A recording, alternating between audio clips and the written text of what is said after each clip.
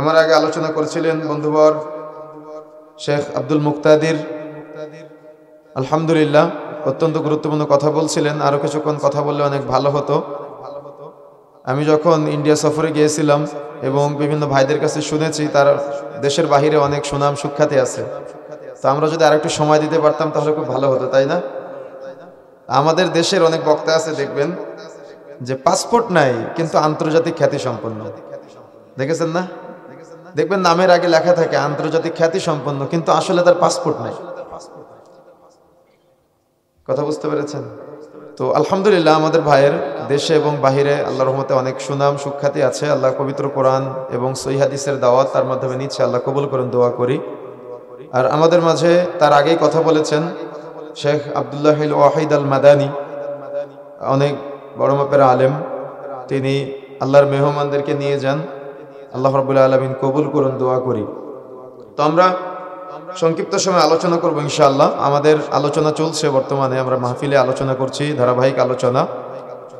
তো তাফসীরের আলোচনায় আজকে আমরা আলোচনা করব, ধারাবাহিক আলোচনার পবিত্র কোরআন মাজিদের 88 নম্বর সূরা, সূরা গাশিয়া থেকে ইনশাআল্লাহ।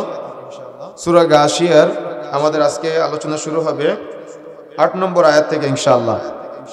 তো তাফসীরের আলোচনাগুলা আমি বেছে নিয়েছি এই জন্য যে আসলে আমাদের মাঝে কোরআনের ইলম, কোরআনের জ্ঞান না থাকার কারণে আমরা অনেক পিছিয়ে যাচ্ছি। কিন্তু আমরা মক্কা মদিনায় দেখেছি যে আরাবিয়ান শেখরা তিলাওয়াত করলে ছোট ছোট বাচ্চারা কান্নাকাটি করে, তাদের ভিতরে ভীতির সঞ্চার হয়। এত তাদের তাওহীদের ইলম, তাদের তাওহীদের জ্ঞান, সুবহানাল্লাহ। তো তাদের মধ্যে তাওহীদের এই জাগ্রত চেতনাটা আমাকে অনেক আগ্রহ তৈরি করেছে, বা আমাকে এই আলোচনাগুলো গোছানোর জন্য অনেক সহযোগিতা করেছে। যে একটা ছেলে সে রমজান মাসে সিয়াম পালন করে এই সিয়ামের ফজিলত কি হতে পারে, অর্থাৎ সে যে জান্নাত চায়, তার জান্নাত চাওয়ার আকাঙ্ক্ষাটা, সে যে রাইয়ান নামক দরজা দিয়ে জান্নাতে যেতে চায়, তার আকাঙ্ক্ষাটা দেখলে আপনি আশ্চর্য হবেন।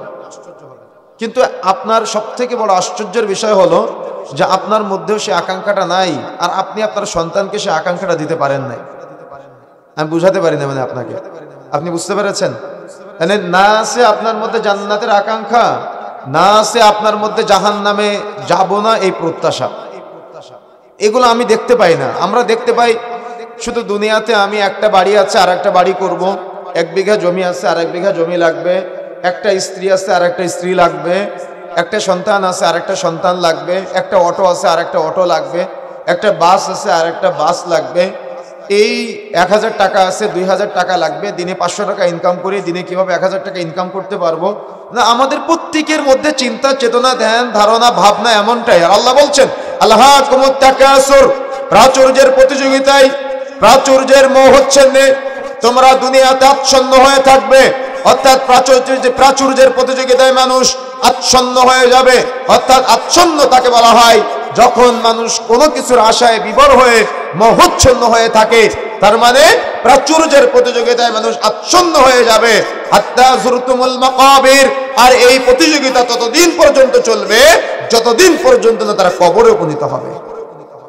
দেখবেন মানুষ কবরে যাওয়ার আগ পর্যন্ত মানুষের আরো চাই, আরো চাই, আরো চাই, এই প্রবণতা থাকেই। কিন্তু যখন একজন ব্যক্তি মারা যায় তখন সে কতটা অসহায় হয়ে যায়।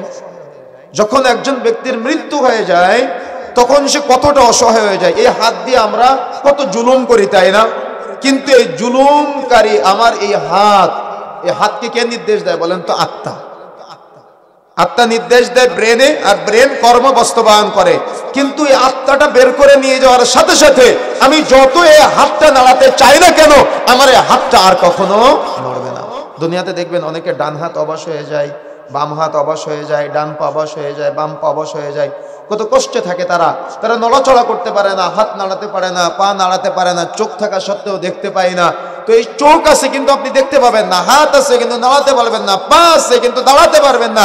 এই কঠিন পরিস্থিতির নাম হলো মৃত্যু। আর এই মৃত্যুবরণ করার সাথে সাথে একটা অসহায় অবস্থায় পড়ে যায় মানুষ। অসহায়, তার মতো অসহায় ব্যক্তি আর কেউ না। সে একেবারে অবহেলার পাত্র হয়ে যায়। যতই আমরা বলি না কেন আমরা বাবাকে ভালোবাসি, যতই আমরা বলি না কেন মাকে ভালোবাসি, যতই আমরা বলি না কেন আমার সন্তানকে ভালোবাসি, আপনি মৃত্যুবরণ করার সাথে সাথে আপনার এই পুরা ভালোবাসাটা পুরাটাই একটা স্বার্থপরতায় রূপান্তরিত হয়ে যায়।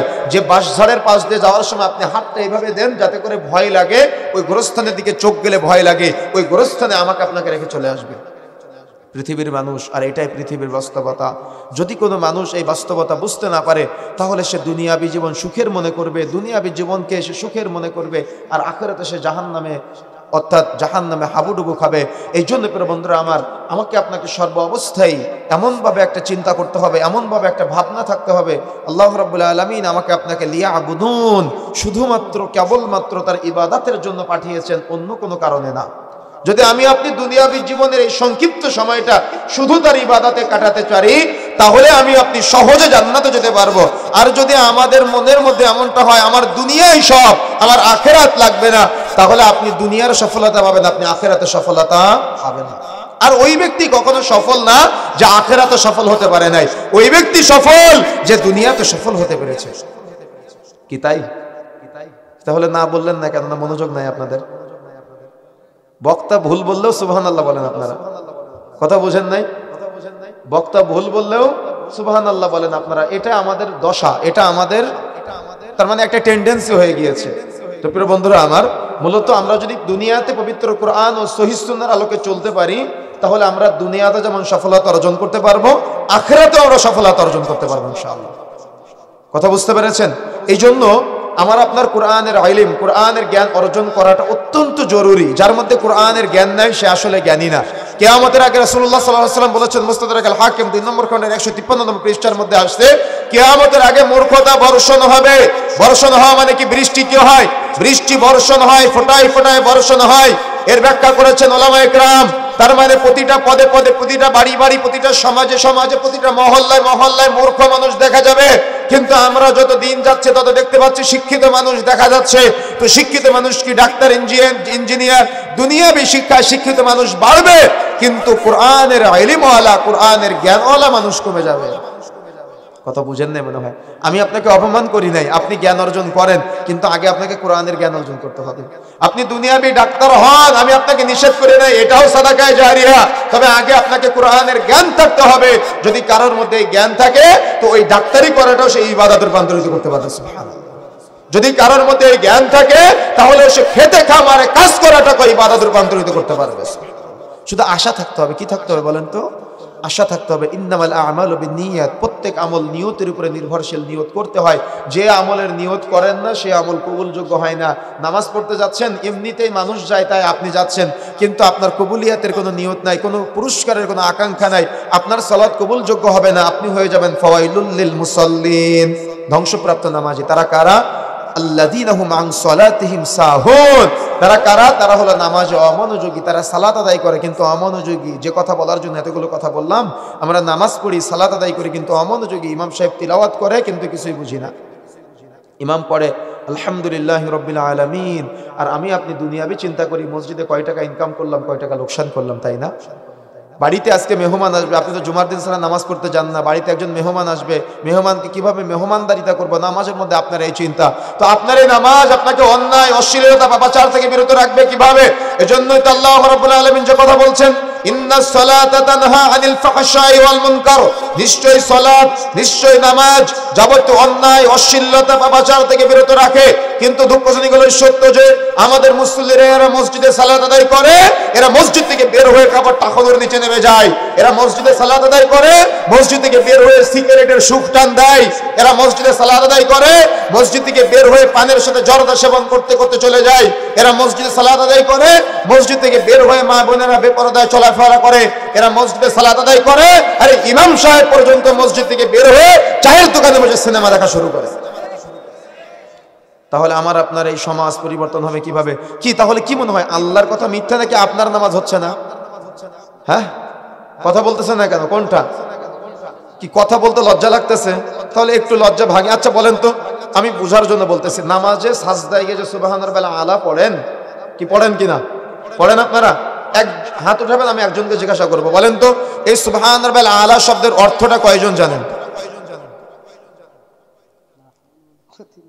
কি তাহলে ফাওয়াইলুল লিল মুসাল্লিন কে?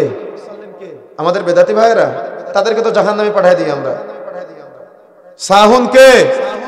অমনোযোগী কে? উদাসীন কে? রুকুতে গেলে সুবহানাল্লাহিল আযীম পাঠ করেন, আপনি এর অর্থ জানেন না? বৈঠকে বসে আত্তাহিয়াতু দুরূদ শরীফ দোয়া মাসুরা পাঠ করেন, আপনি এর অর্থ বুঝেন না? তো 50 বছরের জিন্দেগীর সফলতা কি আপনার? বলেন আপনি আমাকে বলেন। ওয়াজ মাহফিল হলে পিছন দিক থেকে পালায়ে যান, জুমার দিন সবার শেষে মসজিদে আসেন, পণ্ডিতি করেন, সব জানা হয়ে গেছে, কিন্তু আপনি তো কোনো সুবহানাল্লাহিল আলা শব্দের অর্থ জানেন না, আপনি তো সুবহানাল্লাহিল আযীম শব্দের অর্থ জানেন না। আর উলামায়ে কেরাম বক্তব্য করে গেলে আপনি সেই বক্তব্য নিয়ে চায়ের দোকানে বসে সিনেমা দেখতে দেখতে সমালোচনা করেন। অথচ এখনো পর্যন্ত আপনি নামাজের মধ্যে কি পড়েন? কিচ্ছু শিখতে পারেন নাই, কিচ্ছু ইলম অর্জন করতে পারেন নাই, কিছুই জ্ঞান অর্জন করতে পারেন নাই, কিন্তু আমাদের মধ্যে পণ্ডিতি ভাব যায় না। প্রিয় বন্ধুরা আমার, যে কথা বলতে চাচ্ছিলাম, তাহলে আমাকে আপনাকে কোরআনের ইলম, কোরআনের জ্ঞান অর্জন করতেই হবে। যদি আপনি জ্ঞান অর্জন করতে পারেন তাহলে আপনি সফলতা অর্জন করবেন। এজন্য আমি বারবার বলি প্রতিটা মাহফিলে যে ব্যর্থ বাবা হলে ওই ব্যর্থ বাবার মাধ্যমে যতগুলো সন্তান আসবে তারাও ব্যর্থ। এই জন্য সর্ব অবস্থায় আমাকে আপনাকে তাওহীদের স্বীকৃতি, তাওহীদ উলুহিয়া, তাওহীদ রুবুবিয়্যা, তাওহীদ আসমা ও সিফাত, সূরা আন-নাস মুখস্থ আছে সবার। মালিকিন নাস, ইলাহিন নাস, রব্বুন নাস, তিনটা আয়াত। এখানে যে মালিকিন নাস আমরা বলি, সূরা ফাতিহার মধ্যে আমরা পড়ি মালিকি ইয়াউমিদ্দিন, অর্থাৎ রব হিসেবে রব্বুন নাস, মালিক হিসেবে মালিকিন নাস, ইলাহ হিসেবে ইলাহিন নাস। অন্তত তিনটা আয়াত সম্পর্কে যদি আমাদের মুসলমানরা জানতো তাহলে তাদের মতো পরহেজগার ব্যক্তি আর কেউ হতো না। কিন্তু এই তাওহীদের ন্যূনতম জ্ঞানটা নাই। এজন্যই তো উলামায়ে কেরাম বলেছেন, যার মধ্যে তাওহীদের জ্ঞান নাই তার নামাজ পড়ে লাভ নাই, যার মধ্যে তাওহীদের জ্ঞান নাই তার রোজা থেকে লাভ নাই, যার মধ্যে তাওহীদের জ্ঞান নাই তার হজ করে লাভ নাই, যার মধ্যে তাওহীদের জ্ঞান নাই তার যাকাত দিয়ে লাভ নাই, যার মধ্যে তাওহীদের জ্ঞান নাই তার দান করে লাভ নাই। তার মানে তাওহীদের জ্ঞান নাই তো কোনো ইবাদতই কবুলযোগ্য হবে না। এইজন্য তাওহীদের ইলম, তাওহীদের জ্ঞান অর্জন করা এটা ফরজ, অর্জন করতেই হবে। প্রতিটা মুসলিমের তার রব সম্পর্কে জানা দরকার, রবের দিদারের আকাঙ্ক্ষা থাকা দরকার। কিন্তু রবের দিদারের আকাঙ্ক্ষা করবেন কিভাবে? আপনার রব তো প্রতিটা কাল অল্লাই কল্লাই পাওয়া যায়, তাই না? না, আমাদের সমাজের এক শ্রেণীর মানুষের ধারণা যত কাল্লা তত আল্লাহ। কে কথা বলে কিনা? বলে না কথা। কিন্তু আল্লাহ বলছেন আর রহমান আলাল আরশি ইস্তাওয়া, রহমান আরশে, সেই রহমানকে আপনি যে দেখবেন এই দেখার আকাঙ্ক্ষা থাকতে হবে। বলেন তো, আপনার ছেলেটা বাংলাদেশে যদি কোনো বাহির বিশ্ব থেকে একটা গায়ক আসে, গায়িকা আসে, তাকে দেখতে যাওয়ার জন্য টিকিট কেটে দেখতে যায়, তাহলে তার কতটা আকাঙ্ক্ষা? আমার কথা বুঝেন না মনে হয়। একটা খেলোয়াড়ের খেলা দেখার জন্য সে মিরপুর স্টেডিয়ামে চলে যায় হাজার হাজার টাকা টিকিট কেটে, তাহলে এই খেলাটা দেখার তার কতটা আকাঙ্ক্ষা? একটা সিনেমা হলে সিনেমা রিলিজ হলে ওই সিনেমা দেখার জন্য আপনি বাবা আপনার ছেলেকে নিয়ে চলে যান সিনেমা দেখার জন্য, তাহলে ওই নায়ককে দেখার জন্য আপনার ছেলেটার কত আকাঙ্ক্ষা। কিন্তু লজ্জার বিষয়, দুঃখের বিষয় হলো যে আপনি আপনার সন্তানকে আল্লাহর দিদারের আকাঙ্ক্ষা করাতে পারেন না। আপনি ব্যর্থ। আমি বলে যাচ্ছি আপনি ব্যর্থ, আপনি পারেন না। যদি পারতেন তো ফজরের সময় আপনার ছেলেটার হাত ধরে মসজিদে নিয়ে যেতেন। আমার কথা বুঝেন না মনে হয়, কথা বুঝতে পেরেছেন? আপনি আপনার সন্তানকে আকাঙ্ক্ষা দেখাতে পারেন নাই, আপনার সন্তানের রবের দিদারের আকাঙ্ক্ষা নাই, আপনার সন্তানের রাসূলুল্লাহ সাল্লাল্লাহু আলাইহি ওয়াসাল্লামের শাফাআতের আকাঙ্ক্ষা নাই, আপনার সন্তানের মিজানের নেকির পাল্লা ভারী করার আকাঙ্ক্ষা নাই, আপনার সন্তানের মিজানের পাল্লা হালকা অর্থাৎ গুনাহের পাল্লা হালকা করার আকাঙ্ক্ষা নাই, আপনার সন্তানের আমলনামা ডান হাতে পাওয়ার আকাঙ্ক্ষা নাই, আপনার সন্তানের পুলসিরাত সহজে পার হওয়ার আকাঙ্ক্ষা নাই, আপনার সন্তানের রায়্যান নামক দরজা দিয়ে জান্নাতে প্রবেশের আকাঙ্ক্ষা নাই, আপনার সন্তানের কিয়ামতের মাঠে পোশাক পরিহিত অবস্থায় থাকার আকাঙ্ক্ষা নাই, আপনার সন্তানের কিয়ামতের মাঠে আরশের ছায়ায় স্থান পাওয়ার আকাঙ্ক্ষা নাই। তো আপনার সন্তানের আকাঙ্ক্ষাটা কি? আমি বুঝাতে পারি না মনে হয়। আপনি কি বুঝতে পেরেছেন বিষয়টা? আপনি কি বুঝতে পারতেছেন? তো আপনার সন্তানের আকাঙ্ক্ষাটা কি? আপনি আপনার সন্তানকে এমন আকাঙ্ক্ষা দেওয়া শিখালেন যে সে দুনিয়াতে এস্টাবলিশড হবে, কিন্তু আপনার সন্তানের মধ্যে আমি ন্যূনতম এই আকাঙ্ক্ষা দেখি না। আল্লাহ রাসূল বলেছেন যে দাড়ি লম্বা করতে হবে, মুছ ছোট করতে হবে। আপনি আপনার সন্তানকে এটা শিখাতে পারেন নাই, যার কারণে আপনার সন্তান দাড়িগুলা কেটে কেটে ছোট করে আর মুছগুলাকে লম্বা করে, চুলের মধ্যে এমন কাটিং দেয় তাকে মুসলমানের ছেলে মনে হয় না।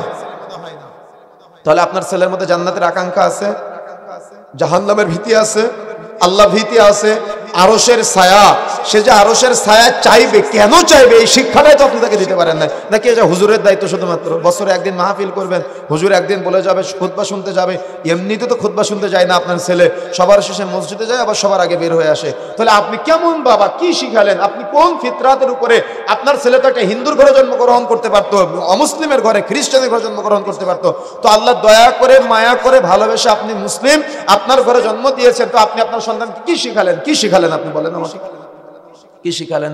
কিন্তু একজন আরবিয়ান, একজন তাওহীদবাদী মুসলিম যারা আছে, তারা তাদের সন্তানদেরকে ছোট্ট বাল্য অবস্থায় তার রবকে চিনায়, ছোট্ট বাল্য অবস্থায় তারা তাদের সন্তানকে রাসূলের প্রতি ভালোবাসা বাড়ায়, তারা তাদের সন্তানকে মায়া বাড়ায়, জান্নাতের প্রতি আকাঙ্ক্ষা বাড়ায়। যখন সে মিথ্যা বলে, তখন তাকে বলে, মিথ্যা বললে কিয়ামতের মাঠে আল্লাহ জবাবদিহিতার কাঠগড়ায় দাঁড় করাবে। তার মানে তুমি মিথ্যা বলো না। কিন্তু আপনি বাবা এ কথা না বলে, বাড়িতে পাওনাদার আসলে আপনি বলেন যে আব্বু বাহিরে গিয়ে বলো যে আব্বু বাড়িতে নেই। তার মানে আপনি আপনার সন্তানকে কি শিখালেন? মিথ্যা বলা শিখালেন। কিন্তু শেখানো দরকারটা কি ছিল? যে আব্বু তুমি কখনো মিথ্যা বলবা না। লোকমান হাকিম তার সন্তানকে কি বলেছিল? ইয়া বুনাইয়া লা তুশরিক বিল্লাহ, বৎস কখনো আল্লাহর সাথে শরীক স্থাপন করো না। কিন্তু আপনার ছেলের সাথে তো আপনার বন্ধুত্ব নাই। আপনার ছেলেকে আপনি জীবনে কোনোদিন বলেন নাই তুমি আল্লাহকে চিনো, তাওহীদের জ্ঞান অর্জন করো, তুমি জীবনে আল্লাহর সাথে শরীক স্থাপন করো না, কোনোদিন আপনি বলেন নাই। তো আপনি কিভাবে সফল বাবা? আপনি কি বুঝতে পেরেছেন? আপনি কি বুঝতে পেরেছেন আমার কথা? তো প্রিয় বন্ধুরা আমার, আপনার সন্তানের জান্নাতের আকাঙ্ক্ষা থাকা লাগবে। সূরা গাশিয়ার প্রথম কয়েকটা আয়াতের আলোচনা আমরা বিস্তারিত আগেই করেছি, তবে সংক্ষিপ্ত আকারে আমি আপনাদের শুধু বোঝানোর স্বার্থে বলবো, যাতে করে পরবর্তী আয়াতগুলো আপনাদের বুঝতে সুবিধা হয়। সূরা গাশিয়া অর্থ হলো আচ্ছন্নকারী, তার মানে কিয়ামত দিবস। হাল শব্দের অর্থ হলো কি? আতাকা, তোমাদের কাছে পৌঁছেছে। হাদিস শব্দের অর্থ হলো বর্ণনা, সংবাদ, খবর। আল গাশিয়া তার মানে কিয়ামতের সংবাদ তোমাদের কাছে পৌঁছে গিয়েছে, তোমরা কতটুকু সতর্ক হয়েছো? আচ্ছা, আমাদের কাছে কি কিয়ামতের সংবাদ আসে নাই? কিয়ামত যে হবে এটা কথা শুনেছেন আপনারা? কিয়ামত হবে, এটা সত্য না মিথ্যা? কথা বলেন, সত্য না মিথ্যা? তো কিয়ামত যে হবে এটা শুনেছেন, তো শোনার পরে কতটুকু সতর্ক হয়েছেন? সতর্ক হতে পারেন নাই। দেখেন, ইদা জুলজিলাতিল আরদু জিলজালাহা, যখন জমিন প্রচন্ড আকারে প্রকম্পিত হবে, তার মানে কখন? কিয়ামতের সময়। অর্থাৎ কিয়ামতের সংবাদ তোমাদের কাছে পৌঁছে গিয়েছে, তোমরা কতটুকু সতর্ক হয়েছো? 2 নম্বরে আল্লাহ রাব্বুল আলামিন বলছেন, বুজুহু ইয়াওমাইযিন খাশিআ, সেদিন অনেক চেহারা হবে অবনত, লাঞ্ছিত, অবদস্ত।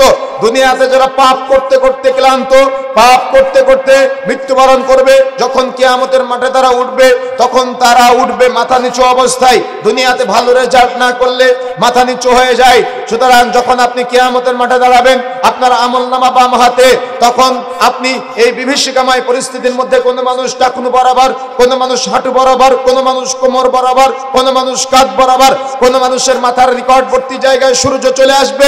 এই বিভীষিকাময় কঠিন পরিস্থিতিতে মানুষ তার মুখমণ্ডল নিচু হয়ে যাবে, অর্থাৎ সে লজ্জা পাবে, তার মাথা নিচু হয়ে যাবে। তারপরে আল্লাহ বলছেন আমিলাতুন নাসিবা, সেদিন অনেক চেহারা হবে কর্মক্লান্ত, পরিশ্রান্ত, দুনিয়াতে আমল করতে করতে ক্লান্ত, দুনিয়াতে নেকির কাজ, পাপের কাজ করতে করতে ক্লান্ত। নেকির কাজ বললাম এই জন্য, এই আয়াতে 2টা তাফসীর। একটা হলো বেদাতি আমল করে না অনেকেই, শিরকি আমল করে না অনেকেই, এগুলা কিন্তু আমল। কথা বুঝতে পেরেছেন?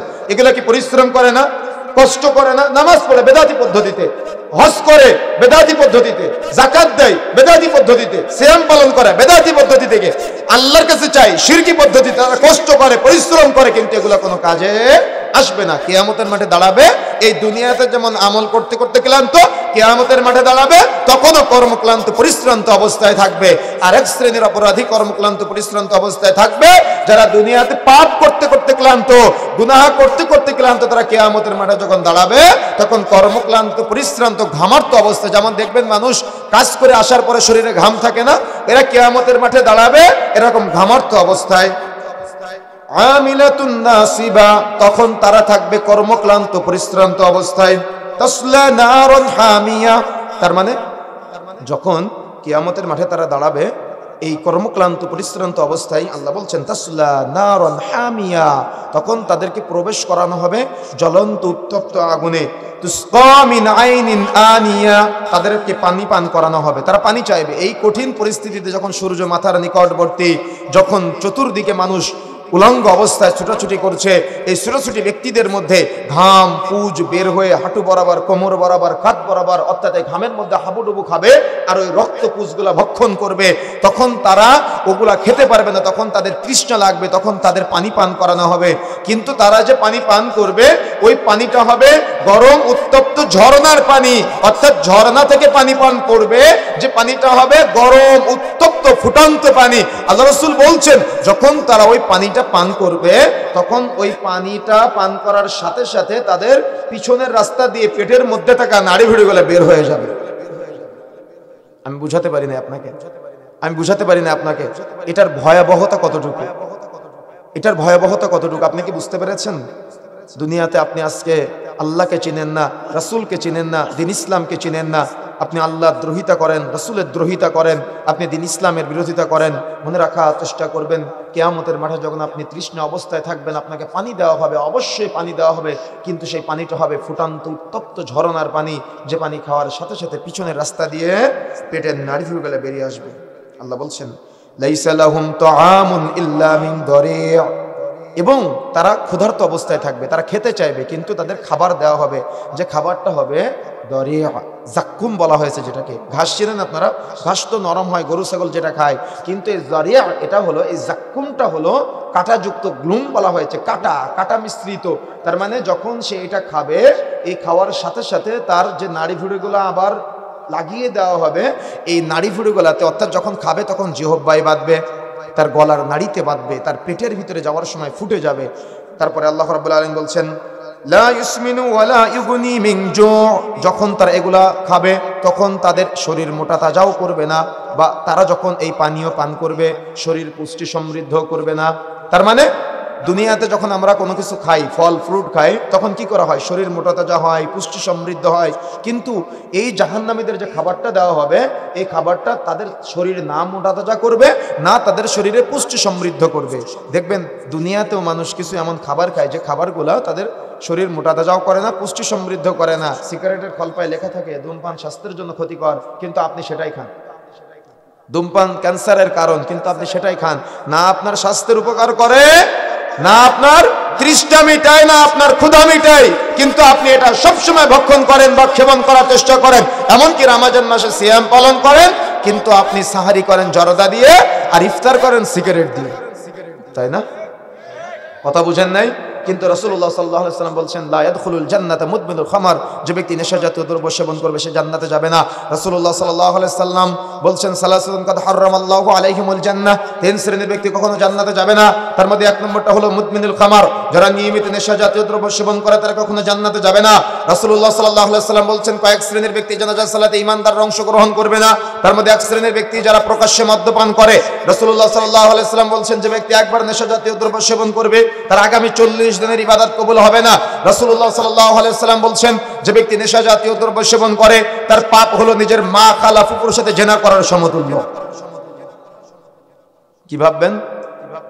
মদখোর, জুয়াখোর, ফেন্সিডিলখোর, হিরোইনখোর, বিড়িখোর, সিগারেটখোর, গোলখোর, জর্দাখোর, তামাকখোর, এই অপবিত্র বস্তু আপনি যাই খান না কেন আপনার দেহ হারামে জর্জরিত হয়ে যাবে, এই দেহ জান্নাতে প্রবেশ করবে না। রাসূলুল্লাহ সাল্লাল্লাহু আলাইহি ওয়াসাল্লাম বলছেন, এটা আমার কথা নয়। তাহলে কি জাহান্নামে যেতে চান? জাক্কুম খেতে চান?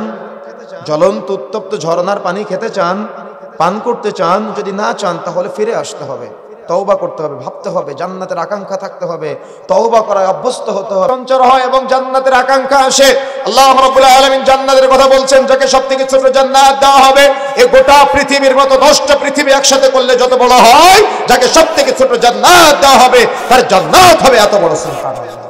আজকে আপনি 1 বিঘা জমি আপনার বোনের কাছ থেকে ভোগ দখল করার জন্য সারা জীবন বোনের সাথে কথা বলেন না, কথা বুঝেন নাই? কিন্তু যাকে সব থেকে ছোট জান্নাত দেওয়া হবে তার জান্নাত হবে এত বড়। এখন বলেন তো আপনি বাবা হয়ে যদি আপনি আপনার সন্তানকে এটা শিখাতে পারতেন, এই 1 বিঘা জমি, 1 হাত জমি, 1 শতক জমি তুমি ছেড়ে দাও, কথা বুঝেন নাই? বোনের জমি বোনকে দিয়ে দাও, ফুফুর জমি ফুফুকে দিয়ে দাও, ফাঁকি দেওয়ার দরকার নাই। আপনি যদি অন্তত আপনার সন্তানকে শিক্ষাটা দিতে পারতেন, তাহলে আপনার সন্তান তার বোনের জমি, ফুফুর জমি একেবারে তার মানে ভাগ বন্টন করে দিত, তার জান্নাতে যাওয়ার পথ সহজ হয়ে যেত। কিন্তু আপনি বাবা হিসেবে তার জান্নাতে যাওয়ার পথটা আটকিয়ে দিলেন। কিয়ামতের মাঠে তার বোন তার কাছ থেকে জমি না নেওয়া পর্যন্ত সে জান্নাতে যেতে পারবে না। কিয়ামতের মাঠে তার ফুফু তার কাছ থেকে জমি না নেওয়া পর্যন্ত জান্নাতে যেতে পারবে না। যদি জমি দিতে না পারেন, তাহলে আপনার যত সওয়াব আছে সব আপনার বোনের আমলনামায় চলে যাবে। আর সওয়াব যেতে যেতে যেতে যেতে যেতে যেতে যখন শেষ হয়ে যাবে, তখন আপনার বোনের যত গুনাহ আছে সব আপনার আমলনামায় চলে আসবে। কোনটা চান আপনি? কোনটা আপনার আকাঙ্ক্ষা? কোনটা আপনার চিন্তা? আপনি কি জান্নাত চান নাকি আপনি জাহান্নামে যেতে চান? আপনি কি জান্নাতের আকাঙ্ক্ষা করেন নাকি আপনি জাহান্নামের আকাঙ্ক্ষা করেন? আমি আপনার ব্রেনের মধ্যে আজকে সংক্ষিপ্ত সময় এতটুকু চিন্তা ঢুকিয়ে দেওয়ার চেষ্টা করতেছি। এতক্ষণ তো জাহান্নামের আলোচনা করলাম। এখন দেখেন, একজন জান্নাতি ব্যক্তি যখন সে মৃত্যুবরণ করে, মৃত্যুবরণ করার সাথে সাথে দেখেন আল্লাহ রাব্বুল আলামিন বলছেন, বুজুহু ইয়াউমাইযিন নাঈমা। আল্লাহ বলছেন সেদিন অনেকের চেহারা হবে লাবণ্যময়। কবে বলেন তো? কিয়ামতের দিন। তবে ওলামায়ে কেরাম বলছেন শুধু কিয়ামতের দিন না, মুমিনের মৃত্যুর সময় থেকে তার চেহারা হবে লাবণ্যময়। ইমানদারের মৃত্যুর সময় থেকে তার চেহারা হবে লাবণ্যময়। আল্লাহ বলছেন বুজুহু ইয়াউমাইযিন খাশিআ। সেদিন কিয়ামতের মাঠে অনেক চেহারা হবে কঠিন অবস্থায়, নিচু অবস্থায়, তাই না? আবার আল্লাহ নিজেই বলছেন বুজুহু ইয়াউমাইযিন নাঈমা। সেদিন অনেক চেহারা হবে লাবণ্যময়, সেদিন অনেক চেহারা হবে আনন্দিত, উৎফুল্ল অবস্থায় থাকবে। যখন পরীক্ষায় ভালো রেজাল্ট করে আপনার ছেলে, তখন কি আনন্দিত থাকে না? কি আনন্দিত থাকে না? তো কিয়ামতের মাঠে না, বরং যখন মুমিনের মৃত্যু হয়, এই মৃত্যুর সময় থেকে মুমিন আনন্দিত অবস্থায় থাকে, তার চেহারার মধ্যে আনন্দের ছাপ পাওয়া যায়। দেখেন রাসূলুল্লাহ সাল্লাল্লাহু আলাইহি ওয়াসাল্লাম বলছেন, মুসলিমের মধ্যে আসছে 3 নম্বর খণ্ডের 109 নম্বর পৃষ্ঠার মধ্যে, লম্বা আলোচনা সংক্ষেপে বলছি। একজন জান্নাতের ব্যক্তির যখন মৃত্যু হয়, ওই মৃত্যুর সময় থেকে সে আনন্দিত হয়। কিভাবে? যখন জান্নাতের ব্যক্তির মৃত্যু হয়, তখন মালাকুল মাউত মাথার কাছে এসে বসে। কে বসে বলেন তো? কি আপনারা কি বলেন? জানকে নিতে আসে কে? হ্যাঁ, আজরাইল। কোথায় পেয়েছেন আজরাইল শব্দ? কোথায় পেয়েছেন আপনারা? হ্যাঁ, আজরাইল বলা যাবে না। কি বলতে হবে? কি বলতে হবে? আজরাইল কোন ফেরেশতার নাম না, কখনো বলবেন না আজরাইল। আজকের পর থেকে কি ফেরেশতার নাম কি? মালাকুল মাউত। মালাকুল মাউত মাথার কাছে এসে বসে। বসার সাথে সাথে মালাকুল মাউতের সাথে অবশ্যই আর একদল ফেরেশতা আসে, যারা চোখের দৃষ্টিসীমার দূর অপেক্ষায় থাকে, যাদের হাতে থাকে কাফন। ওই কাফন মিশকে আম্বার মিশ্রিত, সুগন্ধে মিশ্রিত কাফন থাকে। ওই কাফন নিয়ে তারা চোখের দৃষ্টিসীমার বাহিরে অপেক্ষায় থাকে। আর মালাকুল মাউত মাথার কাছে এসে বসে। বসে মালাকুল মাউত ডাক দেয়। প্রত্যেকের নাম আছে না? আব্দুল্লাহ, আব্দুর রহমান, আব্দুল সাত্তার, আব্দুল কুদ্দুস, আব্দুর রহমান নাম আছে না? এভাবে এই আব্দুর রহমানের নামের সাথে তার বাবার যে নামটা আছে, তার মানে আপনার বাবার যে নামটা আছে, আব্দুল মুহাইমিন, আব্দুল সাত্তার নাম আছে না একটা, তো এইভাবে ডাকবে যে অমুকের ছেলে, অমুকের আত্মা বের হয়ে আসো। তো একজন মুমিন ব্যক্তিকে এত সুন্দর করে যখন মালাকুল মাউত ডাক দিবে, আল্লাহ রাসূল বলছেন কলসের মধ্য থেকে পানি বের হওয়া সহজ না? সহজ না কঠিন? কলসের মধ্য থেকে পানি বের হওয়া সহজ না কঠিন? সহজ।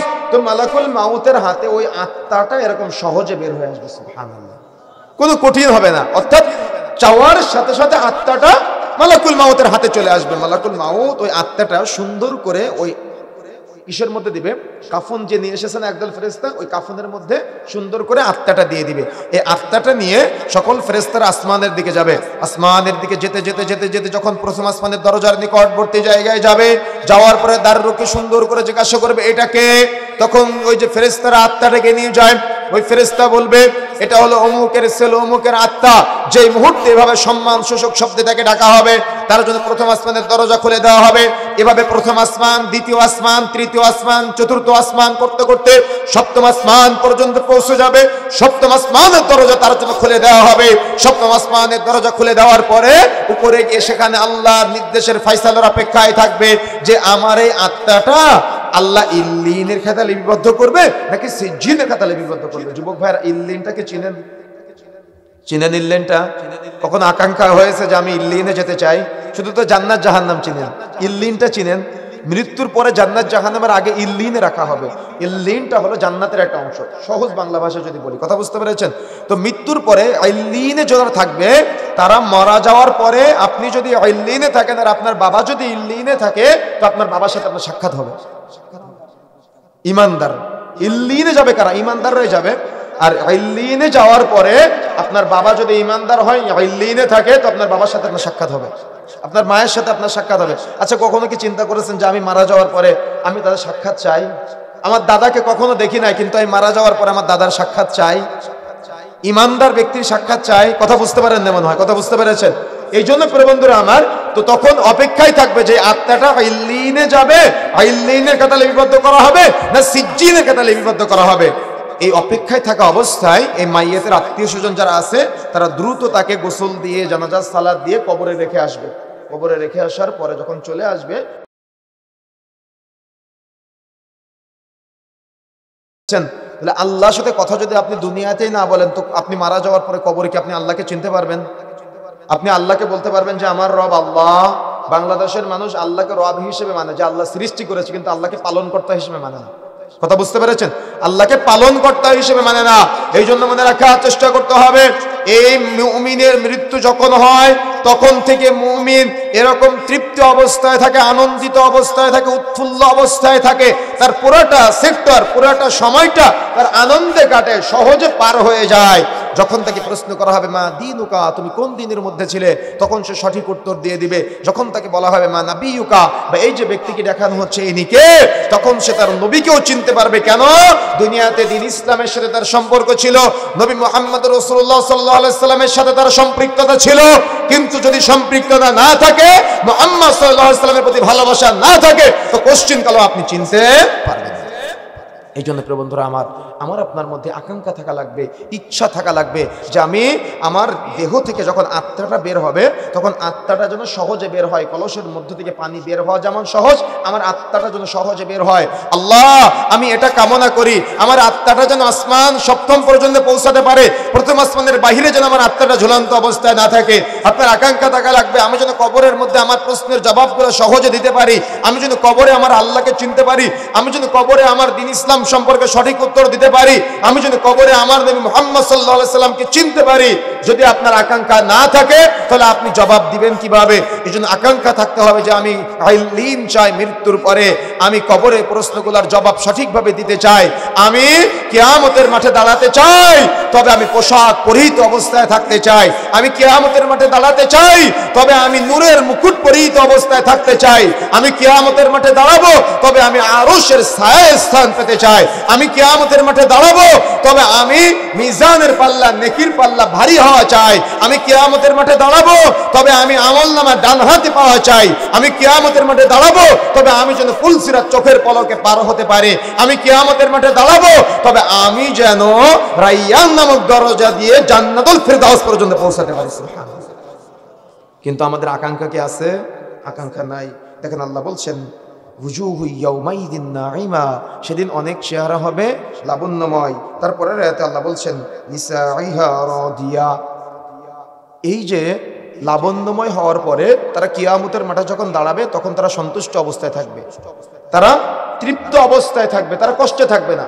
তারা দেখবে যে দুনিয়াতে আমরা মসজিদের সময় ফজরের নামাজ পড়ে বের হয়ে জোহরের জন্য আমার টান ছিল, জোহরের সময় বের হয়ে আসরের জন্য টান ছিল, মাগরিবের সময় বের হয়ে এশার জন্য টান ছিল, একটা আগ্রহ ছিল, এজন্য আমার আরশের ছায়ায় স্থান দেওয়া হয়েছে। তখন সে শান্তি পেয়ে যাবে, তৃপ্তি পেয়ে যাবে। এমন যুবক হবে যে যুবকের একজন বেগানা নারী তার জিনা করার জন্য আহ্বান করতেছে, আরো যুবক বলবে যে আমি জিনা করতে চাই না, একজন মেয়ে আপনার সাথে প্রেম করতে চাই, কিন্তু আপনি বলবেন যে আমি চাই না। কি আছে এমন কেউ? এখন আছে এমন, মোবাইলের মধ্যে টানতে টানতে টানতে টানতে একটা নগ্ন নারী আসলে সেটা আগে দেখা শুরু করেন। কথা বুঝেন নাই? কথা বুঝতে পেরেছেন? তো আপনি কি হবে কিয়ামতের মাঠে?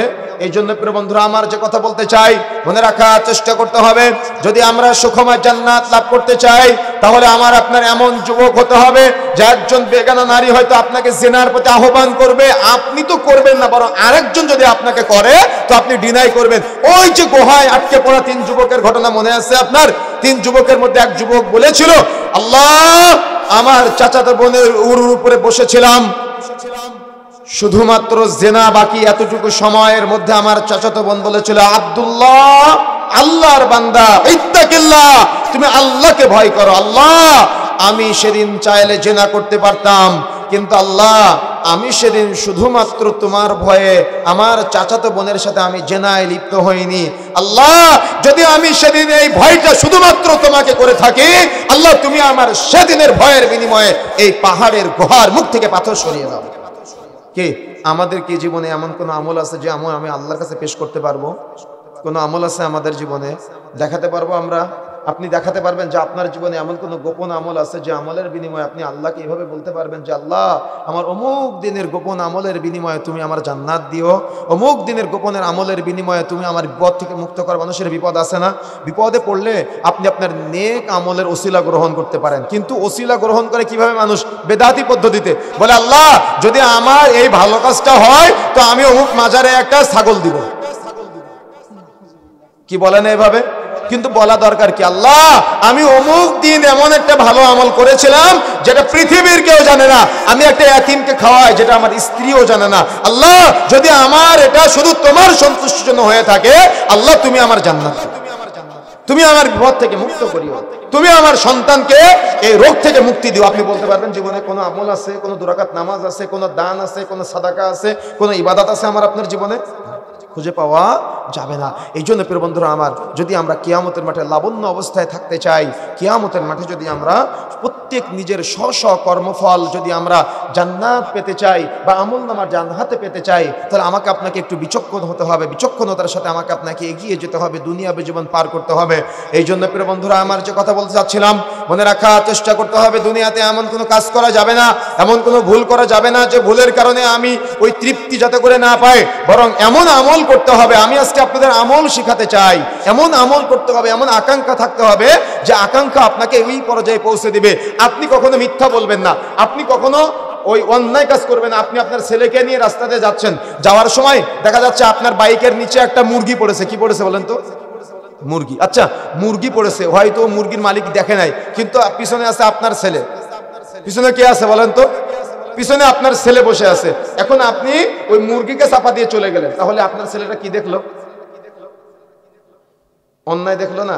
কিন্তু আপনি যদি আপনার ছেলেকে সামনে রেখে এটা করতে পারতেন যে ইস মুরগিটা চাপা পড়লো আমার ভুলের কারণে, না আমি গাড়িটা দাঁড় করাই মুরগির মালিকটা কে আছে তাকে ডেকে তার প্রাপ্যটা বুঝাই দিই, তাহলে আপনার ছেলে কি শিখতো আপনার কাছে?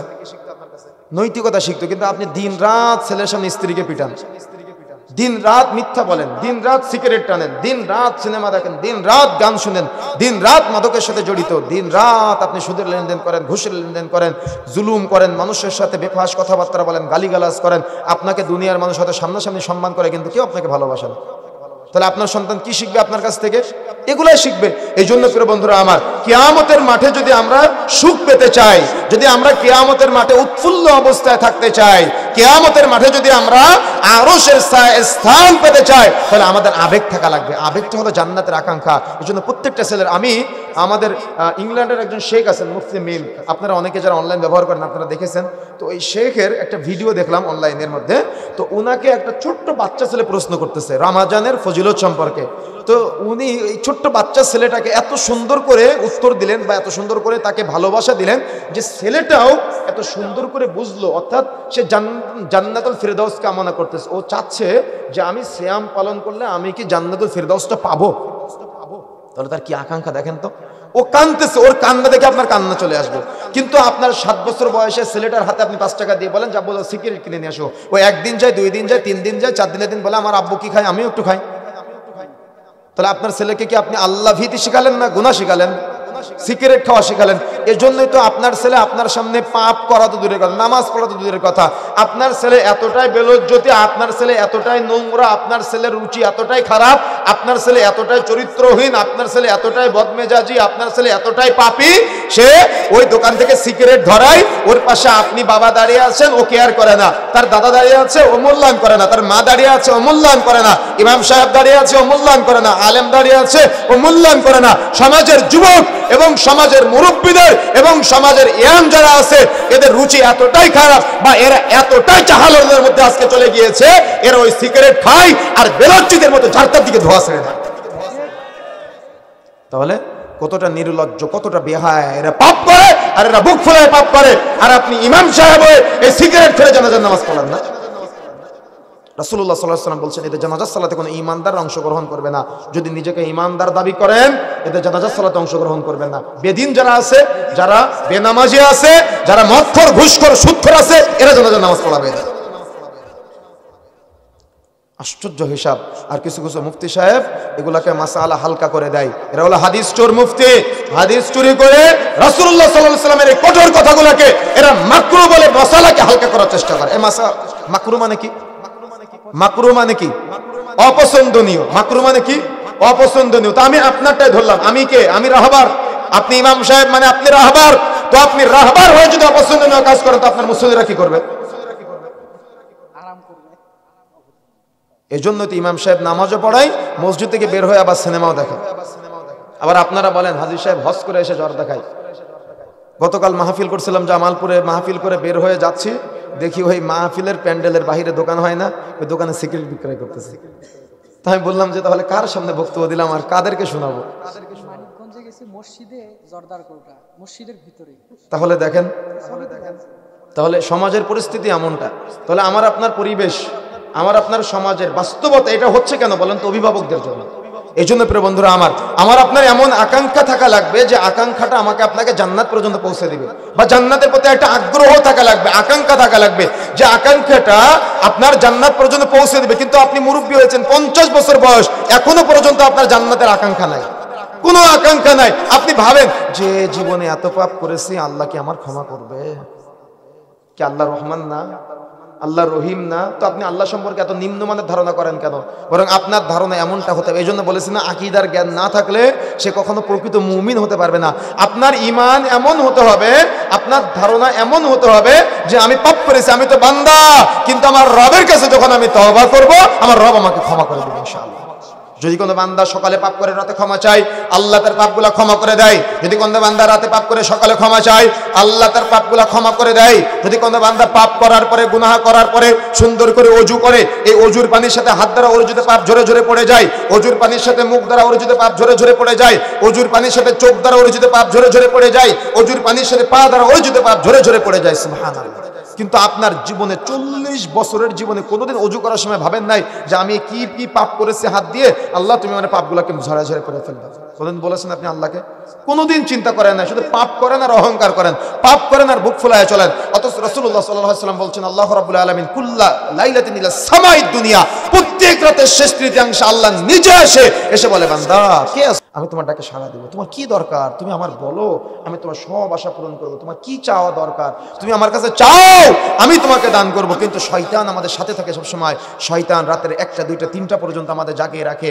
আর যেই মুহূর্তে আমার রব আমার মায়ার সুরে আমাকে ডাকে, আমার রব আমাকে ভালোবাসা দিয়ে ডাকে, আমার বান্দা তোমরা হয়তো পাপ করে ফেলেছো, ভুল করেছো, আমি তোমার রব হয়ে আমি তোমার নিকটে চলে এসেছি, তুমি বলো আমাকে তুমি কি পাপ করেছো, তুমি আমার কাছে শুধু ক্ষমা চাও, দেখো আমি তোমাকে ক্ষমা করি কিনা। সুবহানাল্লাহ। আপনি সে রবকে চিনতে পারেন নাই বিধায় আপনি বলেন আমার আল্লাহ কি আমাকে ক্ষমা করবে? কি আল্লাহর সামনে এই জিজ্ঞাসা করা যাবে? আল্লাহকে নিয়ে সন্দেহ পোষণ করা যাবে? অসম্ভব হতে পারে না। মনে রাখার চেষ্টা করবেন, মুমিনের পুরাটা ইবাদত, মুমিনের পুরাটাই ক্ষমা। আপনি পাপ করার পরে, গুনাহ করার পরে, গুনাহ করতে সহযোগিতা করেছে শয়তান। শয়তান এরা হলো ওই সূরা নাসের মধ্যে এসেছে, সূরা ফালাকের মধ্যে এসেছে, এরা হলো খান্নাস টাইপের। খান্নাস চিনেন? খান্নাসের ব্যাখ্যা হলো ওই কচ্ছপ চিনেন আপনারা? কচ্ছপের মুখ কখনো ধরতে পারবেন আপনি? কচ্ছপের মুখ ধরতে পারবেন?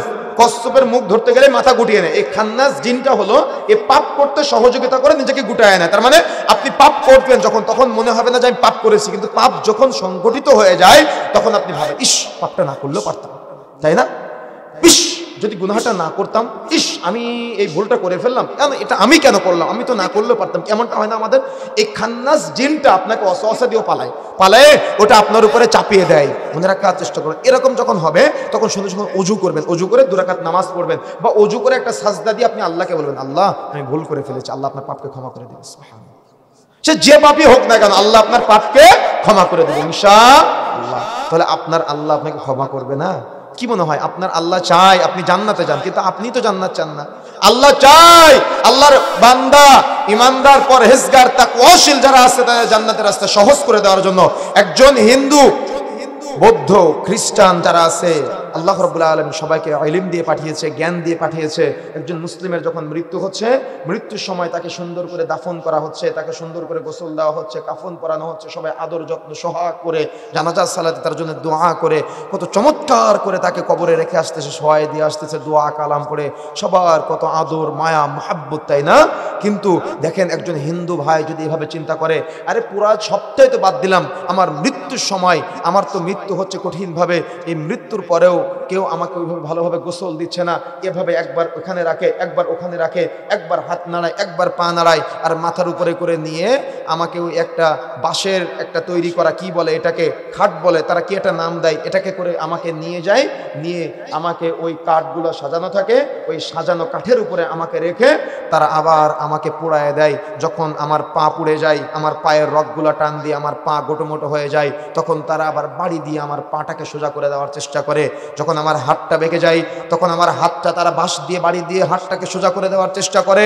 যখন আমি আবার মাজার রগ টান দিয়ে উঠে বসতে যাই, অর্থাৎ মৃত লাশ যখন বসতে যাই আগুনে পোড়ানোর সময়, তখন বাড়ি দিয়ে চতুর্দিক থেকে বাড়ি দিয়ে ওই লাশটাকে আবার কাঠের উপরে শোয়ানো হয়। যদি কোনো হিন্দু ব্যক্তি তার এই জীবনটাকে নিয়ে চিন্তা করতে পারে যে আমার মৃত্যুর পরেই তো আমাকে আগুন দিয়ে জ্বালাতে জ্বালাতে দুনিয়া থেকে বিদায় দেওয়া হচ্ছে, তো আমার মরার পরে যখন আমাকে হিসাব নিকাশের সময় আসবে তখন আমার কি হবে? যদি একজন হিন্দু ব্যক্তি অমুসলিম ব্যক্তি এভাবে চিন্তা করে, তাহলে সে ইসলাম ধর্ম গ্রহণ করতে বাধ্য। আমি তো একটা উদাহরণ দিলাম, এরকম বহু উদাহরণ দেওয়া যাবে। প্রিয় বন্ধুরা আমার, এই জন্য আমাকে আপনাকে সর্ব অবস্থায় জান্নাতের আকাঙ্ক্ষা থাকতে হবে, জান্নাতের আশা থাকতে হবে, জাহান্নামের ভীতি থাকতে হবে, আল্লাহ ভীতি থাকতে হবে, কিয়ামতের মাঠে সার্বিক বিষয়ে জ্ঞান থাকতে হবে। এই জন্য আল্লাহ রাব্বুল আলামিন পবিত্র কোরআন মাজিদের মধ্যে বলছেন, লিসাইহা রাদিয়া, যখন তারা জান্নাতে প্রবেশ করবে তখন তারা তাদের প্রত্যেকের নিজ নিজ কর্মফলে সন্তুষ্ট হয়ে থাকবে। তার মানে যখন তারা জান্নাতে যাবে, সিয়ামের পুরস্কার রাইয়ান নামক দরজা দিয়ে ঢুকে জান্নাতে তৃপ্ত অবস্থায় থাকবে। কিয়ামতের মাঠে সবাই উলঙ্গ, সবাই নফসি নফসি করতেছে, কিন্তু আপনি একটা ছেলেকে হাফিজ বানিয়েছেন, সবাই নফসি নফসি করে আর আপনার মাথায় নূরের মুকুট, সবাই নফসি নফসি করে, সবাই ঘামের মধ্যে হাবুডুবু খায় আর আপনার শরীরে পোশাক পরানো, কিন্তু সবাই উলঙ্গ। তাহলে আপনি তৃপ্ত না? আপনি শান্তিতে নেই? কি মনে হয় আপনার? তখন আপনি ভাববেন, আলহামদুলিল্লাহ, আমি তো আমার সন্তানকে হাফেজ বানিয়েছিলাম, যার কারণে আমার মর্যাদা এখানে। সুবহানাল্লাহ, আল্লাহু আকবার। এটা হলো শান্তি, এটা হলো তৃপ্তি। তারপরে আল্লাহ রাব্বুল আলামিন বলছেন, ফি জান্নাতিন আলিয়া, তারা থাকবে সুউচ্চ বাগিচায়, তারা থাকবে জান্নাতের মধ্যে সুউচ্চ স্থানে। যারা ইমানদার মুমিন পরহেজগার, তারা থাকবে জান্নাতুল ফিরদাউসে, রাসূলের সাথে থাকা জান্নাতের আকাঙ্ক্ষা করবে তারা। সুবহানাল্লাহ।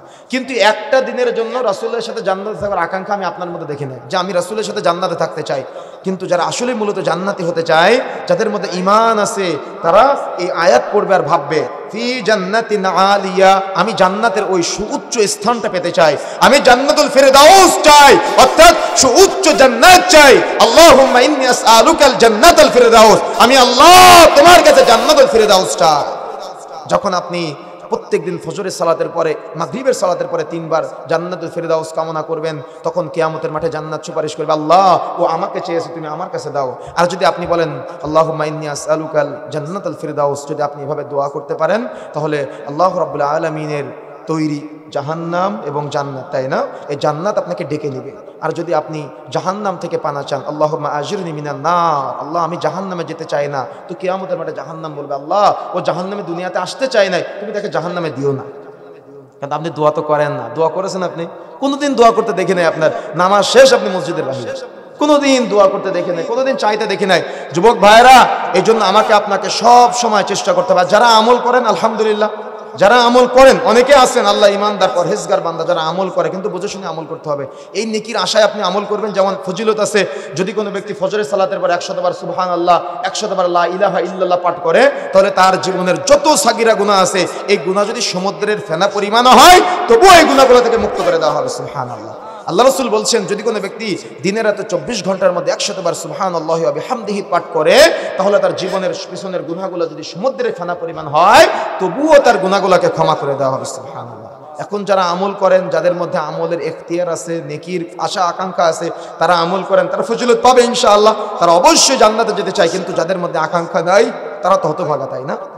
দেখেন তারপরে আল্লাহ বলছেন, লা তাসমাউ ফিহা লাগিয়া, তারা যে জান্নাতে থাকবে সেখানে কোনো অসাড় বাক্য থাকবে না, সেখানে কোনো গালিগালাজ থাকবে না, সেখানে কোনো বেফাস কথাবার্তা থাকবে না। দেখবেন যখন আপনি রাস্তা দিয়ে যান গান বাজনা সরাসরি থাকে না, গালিগালাজ থাকে না। দেখবেন গ্রামের মহিলারা কেউ যদি কাউকে গালি দেয় তো আর একটা গালি না শোনানো পর্যন্ত শান্তি পায় না, তাই না?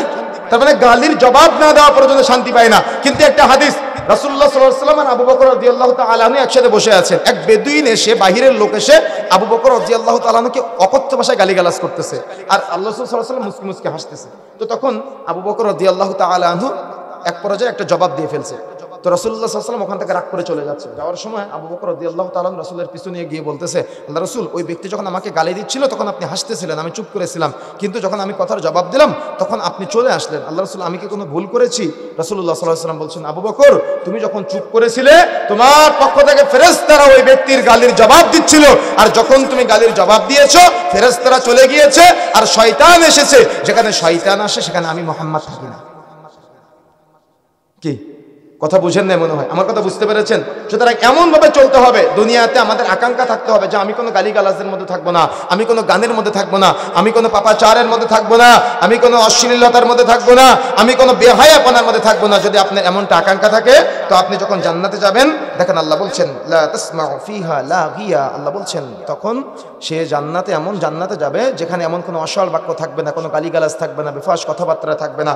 তারপরে আল্লাহ রাব্বুল আলামিন বলছেন ফিহা আইনুন জারিয়া, সেখানে থাকবে প্রবাহমান ঝর্ণা সমূহ। এই ঝর্ণার দুইটা তাফসীর এসেছে। একটা, দুনিয়াতে আমরা ঝর্ণা দেখার জন্য কোথায় যাই? মাধবকুণ্ডে যাই ঝর্ণা দেখার জন্য, ওই কোথায় বিভিন্ন জায়গায় চলে যায় না?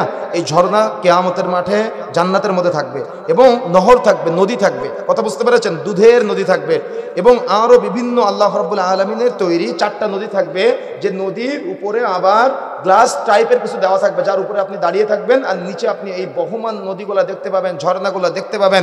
অর্থাৎ এই ঝর্ণা থেকে আপনি সুমিষ্ট পানি পান করতে পারবেন। আর ওই কিয়ামতের মাঠে এই জান্নাতি ব্যক্তিদের জন্য হাউজে কাউসার থাকবে, যে হাউজে কাউসারের পানি যদি কেউ একবার পান করে তাহলে জীবনে কখনো আর তৃষ্ণা লাগবে না তার। সুবহানাল্লাহ, পানি পিপাসা কখনো লাগবে না তারা। এজন্য আকাঙ্ক্ষা থাকতে হবে। দেখেন তারপরে রাতে আল্লাহ রাব্বুল আলামিন বলছেন ফিহা সুরুরুম মারফুআ, সেখানে থাকবে সুউচ্চ আসন সমূহ। আজকে একটা চেয়ারের জন্য কত দ্বন্দ্ব আছে না আমাদের সমাজে? এদের জান্নাতের আকাঙ্ক্ষা নাই, এই জন্য। কথা বুঝেন নাই? যদি জান্নাতের আকাঙ্ক্ষা থাকতো, যত দ্বন্দ্ব, ইসলামের দ্বন্দ্ব বলেন আর ইসলামের বাহিরের দ্বন্দ্ব বলেন, সব চেয়ার নিয়ে দ্বন্দ্ব আছে। প্রত্যেকটা দ্বন্দ্ব, দলাদলি, মারামারি, কাটাকাটি, খোনাখুনি, যা কিছু আছে দুনিয়াতে সব চেয়ারের জন্য। আপনি যদি দুনিয়ার এই সুউচ্চ আসনের মর্যাদা ত্যাগ করতে পারেন তো আল্লাহ রাব্বুল আলামিন বলছেন ফিহা সুরুরুম মারফুআ, তারা জান্নাতে থাকবে সুউচ্চ আসন সমূহে, তাদের জন্য আসন বানানো হবে, সুউচ্চ আসন তারা পাবে। ওয়া আকওয়াবুম মাওদুআ, এবং তাদের জন্য রাখা থাকবে পানপত্র সমূহ। কি ওই বিবাহ সময় পানপত্র শব্দটা আপনারা বুঝতে পারবেন। ওই বলে না বিবাহের সময় পানপত্র দিয়ে দেয় অতিথিদের সম্মান করার জন্য। তার মানে সেখানে পানপত্রের মধ্যে হরেক রকমের খাবার থাকে, হরেক রকমের সম্মানজনক অনেক কিছু থাকে, তাই না? তো জান্নাতে যখন আপনি যাবেন তখন আপনার জন্য এমন ধরনের, অর্থাৎ আপনাকে রিসিভ করার জন্য বা আপনাকে সেদিন তৃপ্তি দেওয়ার জন্য, ভালোবাসা দেওয়ার জন্য, ফিডব্যাক দেওয়ার জন্য আপনার জন্য এমন পানপত্রের আয়োজন করা হবে। তারপরে রাতে আল্লাহ রাব্বুল আলামিন বলছেন ওয়া নামারিকু মাসফুফা, তাদের জন্য থাকবে সারি সারি বালিশ সমূহ। এর তাফসীর এসেছে এমনটা যে যখন তার ওই সুউচ্চ আসনে বসবে, ওই আসনের পিছনে সারি সারি বালিশ থাকবে, যে বালিশে হেলান দিয়ে তারা বসতে পারবে, হেলান দিয়ে তারা বসতে পারবে। তারপরে রাতে আল্লাহ রাব্বুল আলামিন বলছেন ওয়া যারাবিয়্যু মাবসুসা, তাদের জন্য থাকবে গালিচা। গালিচা চিনেন? প্রধানমন্ত্রী যখন বিমান থেকে নামে তখন তার জন্য কি করা হয় বলেন তো? লাল গালিচা সংবর্ধনা দেওয়া হয়। তার জন্য কি করা হয়? লাল গালিচা সংবর্ধনা দেওয়া হয়। যখন একটা কোম্পানির এমডি আসে বা যখন কোনো সম্মানিত ব্যক্তি কোনো প্রোগ্রামে আসে তখন তার জন্য লাল গালিচা সংবর্ধনা দেওয়া হয় না? তো আপনি হবেন ওই জান্নাতীদের মধ্যে লাল গালিচা সংবর্ধনা পাওয়া ব্যক্তি। কি সুবহানাল্লাহ বলবেন না? তার মানে দুনিয়াতে মানুষ এগুলা পাওয়ার জন্য লালায়িত হয়ে যায়। দুনিয়াতে মানুষ এগুলা পাওয়ার জন্য লালায়িত হয়ে যায়। লালায়িত শব্দটা আমার কথা না, রাসূল সাল্লাল্লাহু আলাইহি ওয়াসাল্লাম বলছেন। কি পাওয়ার জন্য? এগুলা পাওয়ার জন্য মানুষ লালায়িত হয়ে যায়, আকাঙ্ক্ষিত হয়ে যায়, আকাঙ্ক্ষায় থাকে। কিন্তু যদি কোনো ব্যক্তি দুনিয়ার এই আকাঙ্ক্ষাটা একটু বর্জন করতে পারে, একটু ত্যাগ করতে পারে, তাহলে ওই ব্যক্তি জান্নাতের মধ্যে এই সব স্তরগুলো ভোগ করতে পারবে। সুবহানাল্লাহ। এখন বলেন তো আমাদের সমাজের আমাদের যে আকাঙ্ক্ষাগুলো আছে, এই পানপত্রের আরেকটা তাফসীর আছে, সেটা হলো যে আপনি এই পানপত্র মানে আপনাকে সম্মান করা হবে। তার মানে আপনি চাচ্ছেন পানি খাবেন, কিন্তু পানি আপনার সামনে চলে আসবে। আপনি চাচ্ছেন ফল খাবেন, ফল আপনার সামনে চলে আসবে। মানে আপনি যা চাবেন সব আপনার সামনে হাতের নাগালে চলে আসবে। এখন আপনি কোনটা চান? দুনিয়াতে কর্ম করতে করতে করতে, আচ্ছা আপনি দুনিয়াতে মাঠে কাজ করেন কেন? কিসের জন্য বলেন তো? পেটের জন্য। আপনি ভ্যান চালান কেন? পেটের জন্য। রিক্সা চালান কেন? পেটের জন্য। আমরা দুনিয়াতে যে যেটাই করি না কেন পেটের শান্তির জন্য। এক কথা শেষ, কথা বুঝেন নাই? পেটের তৃপ্তির জন্য। কিন্তু মরার পরে সবচাইতে দুর্গন্ধযুক্ত যেটা হবে সেটা আবার পেট। কিন্তু আপনি যদি দুনিয়াতে এটাকে নিয়ন্ত্রণ করে হালালের মধ্যে সম্পৃক্ত রাখতে পারেন তো আপনার এই পেট পচে যাবে, পেট দুর্গন্ধযুক্ত হবে। কিন্তু যে পেট আবারও আপনার ওই কিয়ামতের মাঠে যখন উঠবেন, আপনি ইদা জুলজিলাতিল আরদু জিলজালাহা ওয়া আখরাজাতিল আরদু আসকালাহা, অর্থাৎ কিয়ামতের মাঠে যখন মানুষ উঠবে তখন মানুষের শরীরে এই পিঁপড়ার মতো মানুষ যখন উঠতে থাকবে তখন আবার দেহর মধ্যে মাংসগোস্ত লাগায় দেওয়া হবে। কথা বুঝতে পেরেছেন? এই সব একসাথে উঠবে। এমনকি মানুষ তো উঠবে, আসবাবপত্র আপনার ব্যবহৃত যা কিছু আছে সবকিছু আপনি দেখতে পাবেন সেদিন। তখন আপনি আফসোস করবেন আর বলবেন ইদা জুলজিলাতিল আরদু জিলজালাহা ওয়া আখরাজাতিল আরদু আসকালাহা ওয়া ক্বালাল ইনসানু মা লাহা। এই তিনটা আয়াতের তাফসীর আজকে বাড়িতে গিয়ে এমনভাবে পড়বেন সেদিনের সেই বর্ণনাটা আপনার চোখের সামনে ভাসবে। ওয়া আখরাজাতিল আরদু আসকালাহা এবং ওয়া ক্বালাল ইনসানু মা লাহা।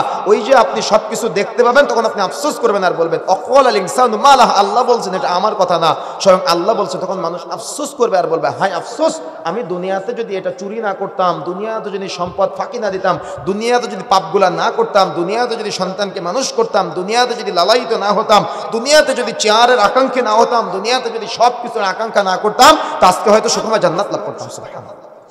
এটা সিদ্ধান্ত আপনার যে আপনি কি করবেন। আমি আজকে আলোচনায় দুইটা বর্ণনা বুঝিয়েছি আপনাদের। এক, জাহান্নামের ভীতি, এবং দুই, জান্নাতের আকাঙ্ক্ষা। আর জান্নাতের আকাঙ্ক্ষা তো মুমিনের সবসময় থাকবে। ওই ব্যক্তি সব থেকে তৃপ্তি সহকারে দুনিয়াতে বেঁচে থাকতে পারে যে তার রবের সাথে কথা বলে। আর যে তার রবের সাথে কথা বলে না সে দুনিয়ার সব থেকে অসুখী ব্যক্তি, তার সুখ নাই কোনো। যে তার আল্লাহর সাথে কথা বলতে পারে না সে হতাশ, সে ইবাদত করে শান্তি পায় না, সে উপার্জন করে শান্তি পায় না, সে ব্যবসা বাণিজ্য করে শান্তি পাবে না। এই জন্য নাসিহা হলো এতটুকুই পুরো আলোচনার মধ্যে, সেটা সূরা গাশিয়ার শেষের আয়াতগুলো এবং প্রথমের আয়াতগুলো যে আমরা কথাগুলো বলেছি সেটা হলো আমাদের জাহান্নামের ভীতি থাকতে হবে, আল্লাহ ভীতি থাকতে হবে, জান্নাতের আকাঙ্ক্ষা থাকতে হবে, এবং দুনিয়ার এই সব কিছু আপনি দেখতে পাবেন। যদি দুনিয়াতে ভোগ করতে চান তো দুনিয়াতে পেয়ে গেলেন, আর যদি না দুনিয়ার একটু ত্যাগ করতে পারেন তাহলে আপনি এগুলো জান্নাতে সব পেয়ে যাবেন। সুবহানাল্লাহ। এজন্য আমাকে আপনাকে এই চেষ্টা থাকতে হবে। আল্লাহ রাব্বুল আলামিন আমার আপনার কবুল করুন। সংক্ষিপ্ত সময়ে আমরা যে আলোচনাগুলো করেছি আল্লাহ রাব্বুল আলামিন আমি সহ আমাদের সবাইকে আমলে বাস্তবায়ন করা তৌফিক দান করুন, এবং আল্লাহ রাব্বুল আলামিন আমাদের সবাইকে এভাবে কোনো একদিন জান্নাতে একসাথে বসার তৌফিক দান করে। বলেন আমিন। দোয়াটাকে বুঝতে পেরেছেন? হ্যাঁ, বুঝতে পেরেছেন? আল্লাহ রাব্বুল আলামিন কোনো একদিন জান্নাতেও যেন এভাবে আমাদের বসে গল্প করার তৌফিক দান করে। বলেন আমিন। আল্লাহ রাব্বুল আলামিন কবুল করুন। আমাদের মাঝে অসুস্থ আছে আল্লাহ রাব্বুল আলামিন তাদের সবাইকে শিফায়ে কামিলা আজলা দান করুন।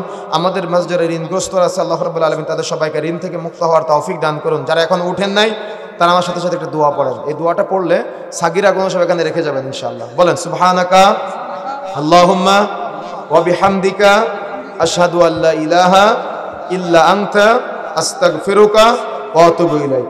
আসসালামু আলাইকুম ওয়া রাহমাতুল্লাহি ওয়া বারাকাতুহু।